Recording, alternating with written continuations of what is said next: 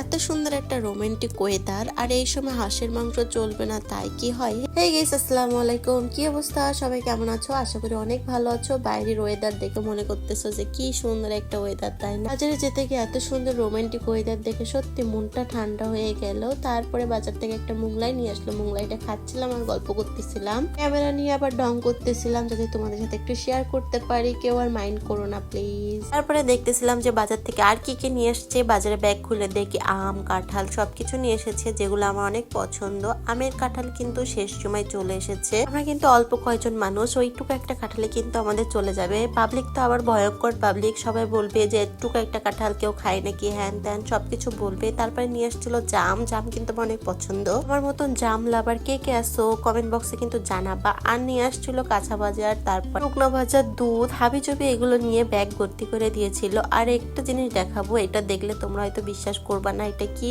নাম বলো তোমরা কমেন্ট করে জানাও। আমরা কিন্তু আশফল বলি, আর তোমরা কি বলো কমেন্ট করবা। এটা কিন্তু লিচুর মতন খেতে, অনেক মজা লাগে। আমি এটা অনেক পছন্দ করি। দেখতেছিলাম বের করতে করতে আগে খেয়ে নিচ্ছিলাম, কারণ পছন্দ জিনিস রেখে দেওয়া কিন্তু ঠিক না। সবাইকে একটা কথা বলি, আমার ভয়েসটা একটু স্কিপ করবা, কারণ আমার শ্বাস নিতে আজকে অনেক কষ্ট হচ্ছে। একটু ঠান্ডা গরম পড়তেছে তো, এতে আমার শ্বাস নিতে অনেক কষ্ট হচ্ছে।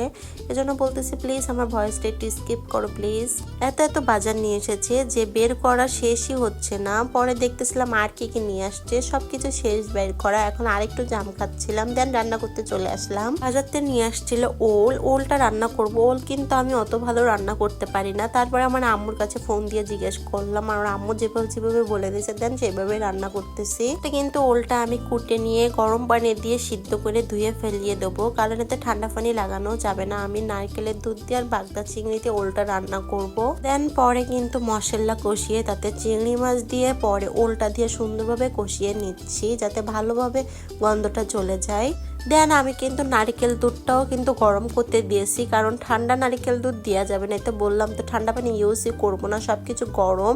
আর এই যে চুলোর পাশে নোংরা হওয়া আমি একটুও পছন্দ করি না। রান্না করি আর যাই করি, চুলা আগে আমার মুছতেই হবে। রান্না করতে করতে যে কতবার হাতে ছ্যাঁকা খাইছি ঠিক নাই ভাই।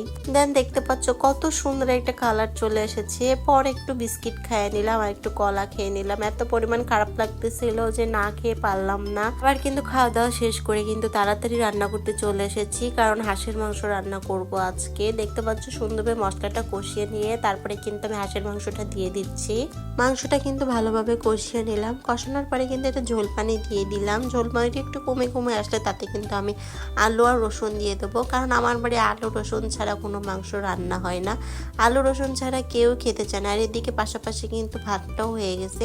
দেখতে পাচ্ছ মাংসর কালারটা কত সুন্দর এসেছে। সবথেকে কষ্টের বিষয় কি বলবো, যে তোমরা দেখতেই পাচ্ছ যে আমার ঠোঁটের হাল কি হয়েছে। বা একটু ঘুমিয়ে গেছিলাম, উঠে দেখি কি আমার ঠোঁটের এই হাল হয়েছে। আজকের মতো ভিডিওটা এখানে শেষ করছি। আল্লাহ হাফেজ।